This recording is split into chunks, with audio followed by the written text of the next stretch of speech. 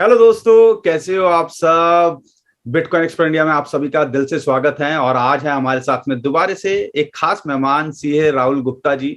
और जब भी टैक्स से रिलेटेड कोई भी दुविधा होती है, हम इनके पास भागे जाते हैं और ये जो है बहुत अच्छी क्लैरिटी हमें देते हैं चीजों को लेके।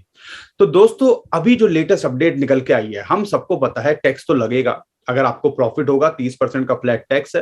तो इसके ऊपर एक और अपडेट जो निकल के आई है, जो अभी 1 जुलाई से हर किसी को पता है टीडीएस लगने वाला है 1%। और उसके लिए गवर्नमेंट की तरफ से जो है आप सर्कुलर जारी किया गया है और क्लैरिटी देने के लिए। क्योंकि अभी तक ये लग रहा था शायद टीडीएस इंप्लीमेंट ही नहीं होगा 1 जुलाई से, क्योंकि अभी कोई सिस्टम ही नहीं है। तो यहां पर क्या अपडेट निकल के आई है और कैसे आपको टीडीएस लेना देना होगा और कैसे कैलकुलेशन होगी, वो सारी बात इस वीडियो के अंदर हम करने वाले हैं। आपका कोई और क्वेरी और क्वेश्चन हो तो कमेंट में हमें जरूर बताइएगा, अगली वीडियो में हम वो भी कवर करने की कोशिश करेंगे। तो राहुल गुप्ता जी, स्वागत है आपका, कैसे हो आप। थैंक यू पंकज जी, मैं बहुत बढ़िया हूँ। आप बताइए, सब ठीक है? सब बढ़िया, ऑल वेल। राहुल जी, मुझे सबसे पहले शुरुआत इसी से करनी है। क्या 1 जुलाई से अब ये कंफर्म है कि टीडीएस लगेगा क्रिप्टो करेंसी पे? मैं आपको बता दूं, गवर्नमेंट या हमारी जो टेक्निकल टर्म है वो वर्चुअल डिजिटल करेंसी बोला जाता है इसको। Virtual digital asset, not even currency. Currency का नया नाम नहीं लेना। लेकिन हाँ, अगर क्रिप्टो की बात करें, क्या 1 जुलाई से यहाँ पे टैक्स लेने लगने वाला है, हाँ जी, टीडीएस लगने वाला बिल्कुल। है? बिल्कुल, गवर्नमेंट ने अपनी गाइडलाइंस इशू कर दी है। जो मैं पहले भी एक वीडियो में आपकी रेफरेंस से वो वीडियो मैंने बनाई थी कि कुछ स्पैम चल रहा है, उसको मैंने क्लियर करने के लिए बोला था गवर्नमेंट गाइडलाइंस जरूर देगी। देखिए, गवर्नमेंट ने वो गाइडलाइंस दे दी है। गवर्नमेंट ने गाइडलाइंस में क्लियर कर दिया है कि एक्सचेंज चाहे तो एक एग्रीमेंट कर सकता है और टीडीएस उसके ऊपर काट सकता है। दोस्तों, अब यहाँ पे आपके लिए ये नोट करना बहुत जरूरी हो जाएगा कि क्या एक्सचेंज एग्रीमेंट आपके साथ कर रहा है या नहीं कर रहा है। एक्सचेंज के ऊपर कोई बाउंडेशन नहीं है, लेकिन एक्सचेंज चलेगा वही जो टीडीएस की लायबिलिटी अपने सर पे लेगा। अदरवाइज सारे बंदे दूसरे एक्सचेंज पे शिफ्ट हो जाएंगे जो टीडीएस की लायबिलिटी अपने सर पे लेगा।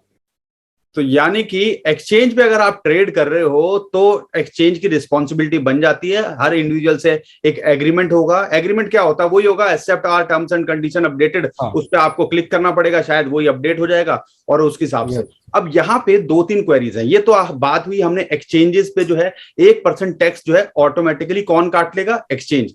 यहाँ पे अगर इंडिविजुअली हम ट्रेड कर रहे हैं तो राहुल जी हमें बताइए, मान लो मैं आपके साथ में ट्रेड करता हूं और मैंने आपको आईएनआर दिया और क्रिप्टो करेंसी खरीद ली, इस केस के अंदर क्या होगा?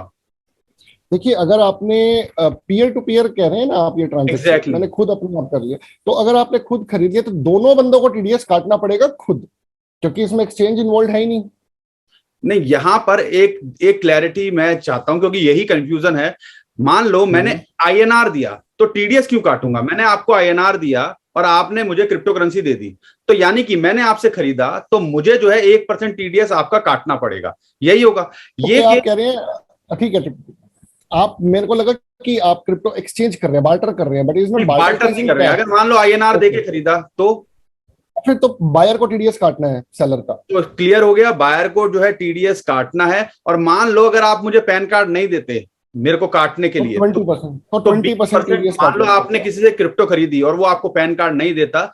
अगर पैन कार्ड दे देता है तो 1% आप जो है चार्ज करोगे, काट के दोगे। अगर नहीं देता है तो 20% फ्लैट टैक्स आप उसके अंदर काटोगे। 100 रुपए की क्रिप्टो करेंसी किसी ने आपसे खरीदी तो आपको सीधा 80 रुपए का जो है उसको वो आप काट लोगे, पेमेंट करना। 100 रुपए का माल लेके, ठीक है। और 20% है वो टीडीएस जमा करा दोगे। यही चीज है, क्लैरिटी। बिल्कुल अब एक परफेक्ट। और केस आता है यहाँ पर, ये चीज तो समझ में आ गई होगी इंडिविजुअली सबको कैसे कैसे है। लेकिन जो सबसे इंपॉर्टेंट बात है, ज्यादातर एक्सचेंजेस पे आईएनआर पे कई लोग ट्रेड करते हैं, कई लोग नहीं करते। कई लोग जो है यूएसडीटी, जो कि एक क्रिप्टो करेंसी है, जो डॉलर बैक्ड कहते हैं, या मान लो बिटकॉइन से इथीरियम, बिटकॉइन से डॉट, ऐसे ट्रेड करते हैं। तो वो एक तरह से बार्टर हो गया। इस केस के अंदर क्या होगा एक्सचेंजेस के ऊपर? सर, वो यूएसडीटी का रेट आपको कन्वर्ट करना पड़ेगा जिस दिन आपने उसको ट्रांसफर किया है, जिस दिन आपने उसको रिसीव किया है, वो तो उस डेट का एक्सचेंज ही कर लेगा आईएनआर ना का अपने रेट। आप ऑटोमेटिकली, हाँ, I guess. Yes sir, exchange तो कर लेगा। अगर आपने खुद किया, पीयर टू पीयर किया, तो पहले दिक्कत मैं है, तो एक्सचेंज आपको खुद। स्टेप बाय स्टेप चलते हैं राहुल जी। पहले अच्छा, एक्सचेंजेस ठीक पे है। है मान लो, क्योंकि खुद वाले अगर ज्यादातर लोग ऐसे नहीं होंगे, ज्यादातर आईएनआर वाले ही होंगे, लेकिन एक्सचेंजेस पे हम जो है इतने सारे पेयर होते हैं, मान लो 500-600 पेयर्स होते हैं जिसमें ट्रेड करते हैं, बिटकॉइन के 100 से ज्यादा पेयर होते हैं, bitcoin Ethereum, bitcoin dot, bitcoin BNB, बहुत सारे होते हैं, उसके अंदर ट्रेड कर रहे हैं, या क्रिप्टो यूएसडीटी से भी कर रहे हैं, यूएसडीटी से consider as a crypto currency, तो उस केस के अंदर क्या होगा? दोनों की तरफ से टैक्स, दोनों का 1-1% कटेगा। देखिए, मुझे दोबारा रिपीट कीजिए, आपने क्रिप्टो परचेज किया है फ्रॉम एक्सचेंज। मैं क्लैरिटी दे देता हूं दोबारा से, मैं यहाँ पे आईएनआर की बात नहीं कर रहा हूं, मेरे पास बिटकॉइन है, मैं बिटकॉइन से मैंने सीधा खरीद लिया, एक्सचेंज पे ऑप्शन होते हैं ये कि बिटकॉइन से मैं डायरेक्ट इथीरियम खरीद सकता हूं, मुझे आईएनआर में कन्वर्ट करने की जरूरत नहीं है। बिटकॉइन से मैं बिटकॉइन से बीएनबी, बाइनेंस कॉइन खरीद सकता हूं, शीबा खरीद सकता हूं, डॉज कॉइन डायरेक्ट, तो एक तरह से क्रिप्टो टू क्रिप्टो बार्टर हो गई ना। उस केस के अंदर हमें 1-1% दोनों एक्सचेंज जो है दोनों तरफ से काटेगा। हाँ जी, एक्सचेंज दोनों का काटेगा 1-1%। आप एक बात समझिए पंकज जी, मैं बहुत खुश हूं गवर्नमेंट के इस रूल से। इन सब चीजों में देखिए, इनकम टैक्स की रिटर्न भरना हर बंदा ठीक चाहता है, लेकिन वो बेचारे के पास डाटा ही नहीं होता। अब क्या होगा, उसके 26 में ही आ जाएगा उसका सेल का डाटा कि कितना उसने सेल किया, कितना परचेज किया। यस, उसको मेहनत ही नहीं करनी पड़ेगी, ऑटोमेटिकली उसके पास डाटा आ जाएगा। ओके, ठीक है। तो यानी कि एक्सचेंज पे अगर आप ट्रेड कर रहे हो और यूएसडीटी में कर रहे हो या किसी और क्रिप्टो से क्रिप्टो कर रहे हो एक तरह से, तो क्या है, बायर हो या सेलर हो, आपका 1% कटेगा। और सेम ही चीज इंडिविजुअल में रहेगी, अगर मैं आईएनआर ले रहा हूं तो बायर काटेगा, अगर मैं आईएनआर के बदले बिटकॉइन से सीधा इथीरियम किसी से खरीद रहा हूं, एक्सचेंज कर रहा हूं, तो दोनों एक दूसरे का 1-1% काटेंगे और उसके अंदर आपको पैन कार्ड यहां शेयर करना पड़ेगा। इसके अलावा कोई और इंपॉर्टेंट अपडेट, और 1 जुलाई से ये इंप्लीमेंट होगा, इसमें भरा कैसे जाएगा? मान लो इंडिविजुअली अगर मैं लेता हूं, मैंने पीयर टू पीयर से खरीदा, तो इस केस के अंदर मैं आईटीआर के अंदर भरूंगा कैसे? क्या हर क्वार्टरली भरा जाता है, ईयरली भरा जाता है, या हर मंथ में भरा जाएगा ये टीडीएस? टीडीएस की लायबिलिटी की पेमेंट मंथली होती है, टीडीएस की रिटर्न की क्वार्टरली डेट होती है रिटर्न भरने की। पहली बात तो साल में नहीं जाती टीडीएस की रिटर्न, वो क्वार्टरली जाती है, ठीक है। और फॉर्म नंबर 26 क्यू के अंदर इन्होंने ऑप्शंस दिए, वो स्पेसिफाइड पर्संस वाली, उसकी कोई बहुत ज्यादा जरूरत नहीं है हमें जानने की, ठीक है। बाकी तो एक्सचेंज जो अपना यूएसडीटी तो का हर जो भी क्वार्टर में वो टीडीएस भरेंगे, एक्सचेंजेस होंगे या इंडिविजुअली होगा, भरना पड़ेगा, आप ये कह रहे हो? और मान लो केस में कई लोग होते हैं जो छोटे अकाउंट्स होते हैं, ज्यादा नहीं करते हैं, टीडीएस भी ज्यादा नहीं होगा, 500-1000 का होगा, और वो भूल जाते हैं या वो सोचते हैं एक साल में इकट्ठे भर दूंगा, इस केस में क्या उस पर लाइबिलिटी आएगी या पेनल्टी आएगी? इंटरेस्ट 1.5% पर मंथ का इंटरेस्ट लगना शुरू हो जाएगा, मोटा मोटा 18% एक्स्ट्रा उनको भरना पड़ेगा, जो भी टीडीएस होगा उनको सबमिट करना। प्लस 234E सेक्शन है, वो 200 रुपए पर डे की पेनल्टी लगाता है जितने दिन आपने टीडीएस की रिटर्न लेट जमा कराई है। अच्छा, 200 रुपए पर डे की पेनल्टी भी लगेगी अगर आपने डिले किया है? यस। ओके, और मान लो इस केस के अंदर अगर एक्सचेंज ने भरा नहीं आपके नाम पे, तो इस केस में क्या होगा? सर, इसके अंदर इन्होंने क्लियर लिख दिया है कि exchange will be prosecuted, exchange को वो प्रोसिक्यूट करेंगे, आपसे कोई लेना देना नहीं है, प्रोवाइडेड आपने वो एग्रीमेंट संभाल के रखा हो। ठीक है, अब हमारी लायबिलिटी ये बनती है, हम पहले वो एग्रीमेंट संभाल के रखें जिसमें टीडीएस का सारा बर्डन एक्सचेंज ने अपने सिर पे ले लिया हो। एग्जैक्टली। तो एक्सचेंजेस जो भी अपडेट करेंगे, तो जो भी आपको वो यस करने को बोलते हैं, एक स्क्रीनशॉट जरूर ले लीजिएगा या उसकी रिकॉर्डिंग जरूर करके रख लीजिएगा। मान लो कल को एक्सचेंज ने नहीं भरा, तो कहीं ना कहीं आप वो दिखा पाओगे, जी हमारी तो रिस्पॉन्सिबिलिटीज एक्सचेंज ने ली हुई है, ठीक है ना। तो ये क्लियर हो गया। अगर आप इंडिविजुअली कर रहे हो और तो आपकी लायबिलिटी हर क्वार्टर में बन जाती है, आपको भरना पड़ेगा। अगर आप नहीं भरते हो तो 200 रुपए दिन की पेनल्टी लगेगी, साथ के साथ 1.5% का इंटरेस्ट आपको हर महीने जो भी अमाउंट ड्यू होगा उस पर आपको देना पड़ेगा। एम आई राइट? बिल्कुल सर। अच्छा, इसमें 50,000 का कुछ चक्कर, 10,000 का चक्कर है, ये क्या है? ये इंडिविजुअल और एचयूएफ, ये कंपनीज में कैसे डिफरेंशिएट करोगे आप? सर देखिए, वो मैंने ऑलरेडी उसके ऊपर एक वीडियो बनाई हुई है मेरे यूट्यूब चैनल में, मैं आपको लिंक दे दूंगा। वो है क्या, गवर्नमेंट ने ये बोला है कि अगर कोई छोटा बंदा है, उसका टर्नओवर कम है, 1 करोड़ से कम बिजनेस रिसीट्स है, 50 लाख से कम प्रोफेशन की रिसीट्स है, तो उसको 50,000 रुपए तक टीडीएस नहीं कटवाना। अगर प्राइवेट लिमिटेड कंपनी है तो उसको 10,000 तक टीडीएस नहीं कटवाना। हमें क्यों जाना इन चीजों में, टीडीएस कटने दो, मेरी ये सबसे रिक्वेस्ट है। आप मत जाओ कि आपको टीडीएस की कोई एग्जेम्पशन है।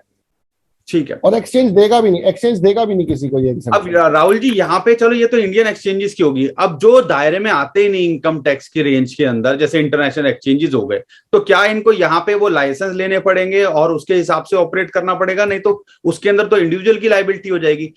इस केस में क्या होगा अगर वो नहीं लेते हैं इंटरनेशनल एक्सचेंजेस, जैसे बाइनेंस हो गया, हुआबी हो गया, कुकॉइन हो गया, अगर वो नहीं लेते हैं यहाँ पर, तो इस केस में इंडिविजुअल की रिस्पॉन्सिबिलिटी बन जाती है इसके अंदर हर ट्रांजैक्शन देने की। मैं आपको बताता हूँ, देखिए पहले गूगल, यूट्यूब वगैरह इनका कोई इंडिया में प्लेस ऑफ बिजनेस नहीं था, वो सारा का सारा काम अपनी दूसरी कंट्री से ही करते थे।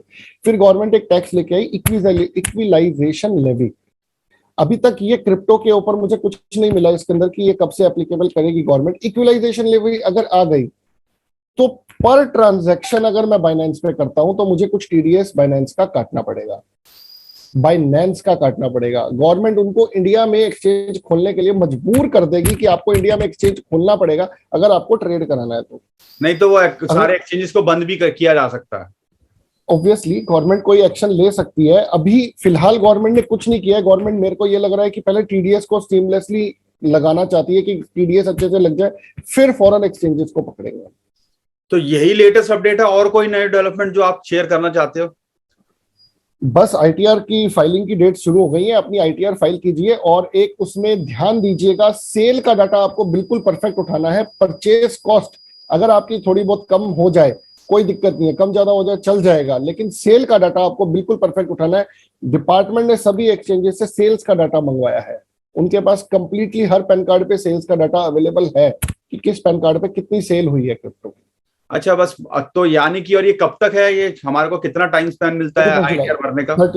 31 जुलाई तक अपने 31 जुलाई तक हमें जो है अपनी आईटीआर भरनी पड़ेगी। बाकी राहुल जी का खुद का यूट्यूब चैनल भी है जिसपे वो रेगुलरली एजुकेट करते हैं जीएसटी को लेके या टैक्सेस को लेके, और क्रिप्टो करेंसी के लिए भी कुछ अच्छी अच्छी वीडियोस बना रहे हैं। और हम चाहेंगे अगर आपने उनको फॉलो नहीं किया हुआ है तो नीचे डिस्क्रिप्शन में उनके यूट्यूब चैनल का भी लिंक है, उनको भी फॉलो कर लीजिएगा। और अगर टैक्स से रिलेटेड कोई भी इशू है तो उनको भी आप अप्रोच कर सकते हैं उनके यूट्यूब चैनल पे जाके। तो दोस्तों आज के लिए इतना ही। उम्मीद करता हूं वीडियो पसंद आई होगी, काम की लगी होगी। वीडियो पसंद आई तो लाइक जरूर करिएगा, शेयर कर दीजिएगा, ट्विटर, टेलीग्राम, व्हाट्सएप, जहां आपका मन करे। और हाँ, राहुल जी का दिल से थैंक यू, आपने इतना टाइम दिया, कीमती समय, सुबह सुबह ही हमने आपको परेशान कर दिया तो इसके लिए बहुत बहुत दिल से शुक्रिया। तो दोस्तों अभी के लिए विदा लेता हूं। खुश रहिए, मुस्कुराते रहिए, कमाते रहिए। आपका दोस्त पंकज। थैंक यू, नमस्कार, धन्यवाद।